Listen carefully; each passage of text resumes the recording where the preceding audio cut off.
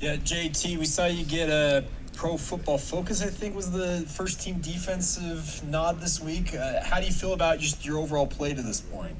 Oh man, I feel great. I feel really good. I feel really comfortable just being able to uh, just to be so confident in this defense. I think just me knowing my job and knowing my assignment so well, it just allows me to go play freely on game days and stuff, and I feel really good out there. What's made the difference for you? You feel like playing because I know we talked about you in the past playing defensive end growing up, but what's the difference for you at defensive tackle? What's made you so effective?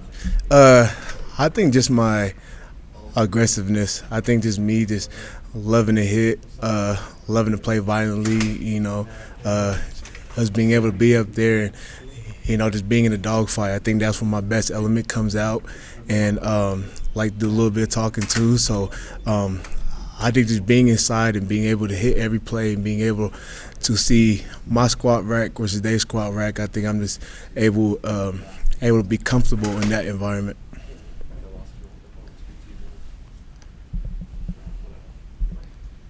Our next question will be from Jay Drew.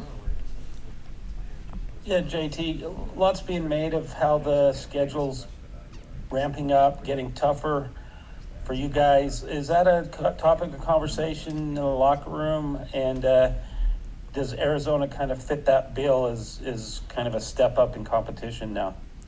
I mean, of course, every week, we don't look at any other team or every week as different. Every week we always know we're going to get their best shot and we're always going to give our best shot. So I think the mindset doesn't really change on who we're playing or what team is in front of us. We just attack the week the same, just try to go 1-0 every single week and just heading towards the second half of the season. Very excited about the competition, very excited about the teams that we're going against, and really get to prove to the nation what type of team we are.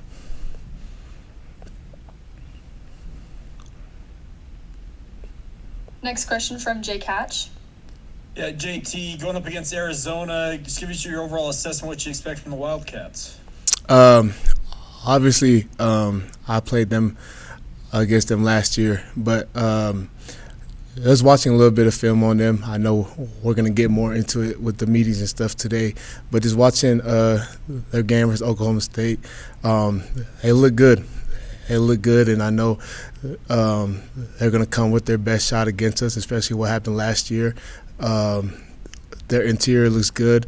They have a good old line, and, of course, they got a very experienced quarterback back there who's going to make good decisions, good throws, and excited to go against him again. And the run game looks solid, so excited for the competition this week. Do you remember playing against Noah Fafita last year? And do you have any familiarity with him in terms of what you expect from him, or even from maybe growing up watching him?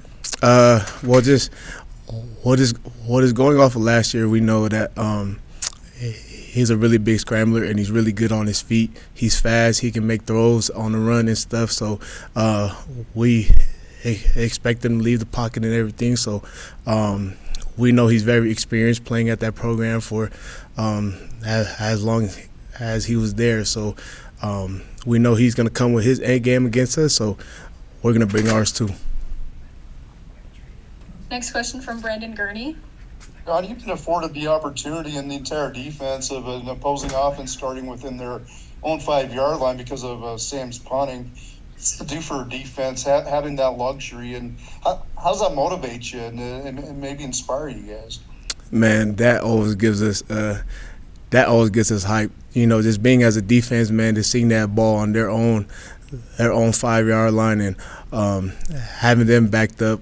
We always tell ourselves, man, let's go score some points on defense, because we always know when we have Sam having a great punt back there, we always know we can always go get 2 points. So just having that field position that we're always able to start with, man, it's very hard for our offense to especially against us, to drive 97 yards against us. So, man, it's a big blessing to have Sam as our punter, the Aussie guy. So, man, he's great.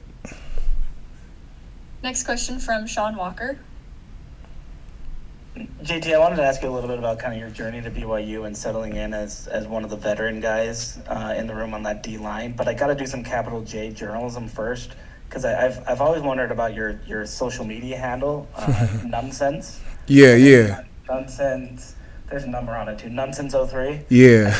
I feel like there's a story there. How you came up with it? Is there anything there? So I'm a Tongan guy.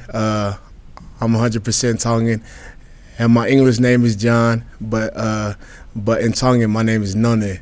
So that's how I know a lot of people get confused when they see that stuff and everything. But the way it's spelled in English is spelled none, so it looks kind of weird and stuff. But it's the None since 03. That was the day I was born, not the year I was born. I was born in 03, and then that's just my Tongan name, None. So I just kept it ever since, and I know a lot of people, they always get confused by that, but hopefully when I just got a chance to explain it, hopefully they know now. I figured it was a reference like none yards allowed. Since I didn't know that your Tongan name was None, though. We may have to get that over the PA before your time is up here. Yes, sir. One of your tackles or something. Yes, sir. How would you just kind of describe sort of how you've settled in here at BYU as one of the rare carryovers on that defensive line from last year to this year, and you're kind of one of the veterans in that room? Man, that's really weird to say that I'm one of the veterans of the team. But man, it is a blessing to be around this program for another year. Just seeing the way how things are done, especially my first year. I had two great mentors, John Nelson and Blake Mangelston. Love those boys to death. I had two great mentors from those two who they taught me everything about BYU, and they taught me everything about this defense and how it should be ran, how it should be played on the field, and just how we do things on the defensive side. So, just carrying that on to this year and being, being one of the starters on the defense and being one of the leaders on defense, I just take everything to heart, just the BYU culture and the program and everything. I just try to lead by example. I'm not really like a big talker or anything like that. Like to talk with my helmet and everything, but just being one of the guys in the locker room with experience, I just like to lead by example. All right, that's all the questions we've got. Thank you, John. Thank you, guys.